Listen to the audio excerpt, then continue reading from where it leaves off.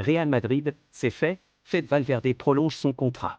Avant de commencer la vidéo, n'oubliez pas de vous abonner et activer la cloche des notifications pour ne rien manquer. En dehors de Vinicius Junior et Eduardo Camavinga, le Real Madrid avance également sur la prolongation de Federico Valverde qui serait désormais bouclée et dont l'officialisation ne devrait plus tarder selon les dernières révélations de la presse espagnole. Le milieu de terrain uruguayen a gagné en importance au sein du Real Madrid au fil des années, lui qui comme tous les autres milieux qui ont rejoint la Maison Blanche à l'ère du trio magique Kroos-Modric-Casemiro a mis du temps avant de se faire une place. Même lorsqu'il a fallu jouer ailier droit pour avoir du temps de jeu, le joueur de 25 ans s'est laissé entièrement à la disposition de Carlo Ancelotti qui lui fait une entière confiance. Et si le technicien italien n'y devrait partir en fin de saison sauf un retournement de situation rocambolesque, Fede Valverde lui va prolonger l'aventure avec les Norans. À en croire les informations de la Copé, Valverde a prolongé son contrat avec le Real Madrid. Alors que son bail actuel expire en 2027, le média indique que l'Uruguayen vient de l'étendre d'un an supplémentaire soit jusqu'en 2028. Une façon pour Florentino Pérez et sa direction de protéger un des joueurs sur lequel l'avenir du club se repose dans un moment où le marché est déréglé avec l'arrivée en force de l'Arabie Saoudite et ses pétrodollars. Selon la même source, Camavinga a aussi prolongé jusqu'en 2028 avec une clause libératoire d'1 milliard d'euros tout comme Valverde et une revalorisation salariale. Gundogan met fin au débat sur le Goat, ce qu'il fait hors de cette planète, c'est le meilleur. Il l'a dit depuis qu'il était à Manchester City, il l'a confirmé lors de ses premières activités en tant que joueur du FC Barcelone. Pour Ilkay Gundogan, il n'y a aucun débat possible sur le Goat, le meilleur joueur de tous les temps. Je ne pense pas qu'un mot suffise pour définir Lionel Messi. Il est le meilleur de tous les temps, a déclaré le milieu de terrain allemand, dans un entretien pour la chaîne officielle du Barça. En effet, certains penseront sûrement que le milieu de terrain allemand a déclaré cela uniquement pour faire bonne figure aux Catalans. Et non, ce n'est pas le cas. Comme nous l'avons souligné dans le paragraphe d'ouverture, c'est quelque chose qui perdure depuis des années.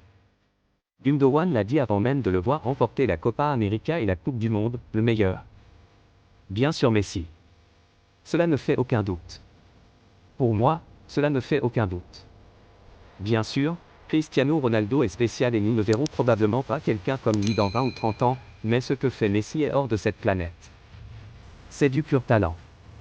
Et quand le talent pur s'associe au désir de gagner, ce qu'est Lionel Messi, avait affirmé le quintuple champion de Premier League, sur la chaîne officielle Soccer AM en 2019.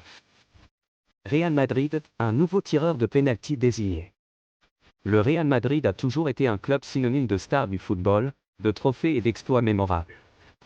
Cette saison, il semble que le club de la capitale espagnole ait fait un choix judicieux en ce qui concerne le tireur de pénalty. Devant Modric, Kroos, Vinicius ou encore Rodrigo, Joselu semble bien parti pour être le tireur numéro 1 de la Maison Blanche. Grâce à sa fiabilité et à son expérience, l'Espagnol émerge comme le candidat idéal pour prendre en charge cette tâche cruciale. L'une des raisons majeures également pour lesquelles Joselu est sur le point de devenir le tireur de pénalty officiel du Real Madrid est sa remarquable fiabilité.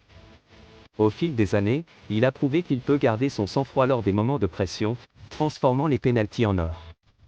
Cette qualité est essentielle pour un club qui vise constamment les sommets du football européen et Joselu l'a très bien démontré sur ses précédents essais dans cet exercice.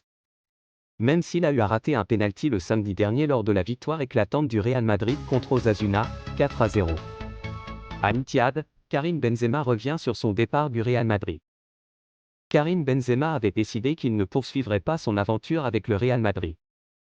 Après 14 années passées au club espagnol, le lauréat du Ballon d'Or 2022 a choisi de s'engager avec Al Ittihad en Arabie Saoudite. En fin de contrat, Karim Benzema a pris une décision qui a suscité l'étonnement général. L'attaquant de 35 ans a décidé de ne pas prolonger son contrat avec le Real Madrid. Il a quitté le club en étant libre de tout engagement et a officiellement signé avec Al Ittihad. Dans une interview accordée au site de la Saudi Pro League, Karim Benzema a parlé de son déménagement et de ses débuts en Arabie Saoudite. Après avoir réalisé tout ce que je voulais au Real Madrid, j'ai pensé qu'il était temps d'essayer quelque chose de nouveau, c'est justifié l'attaquant français de 35 ans. L'Arabie Saoudite est un pays musulman et ses habitants m'ont donné de l'amour. Je veux contribuer au développement du football ici et me rendre leur amour sur le terrain.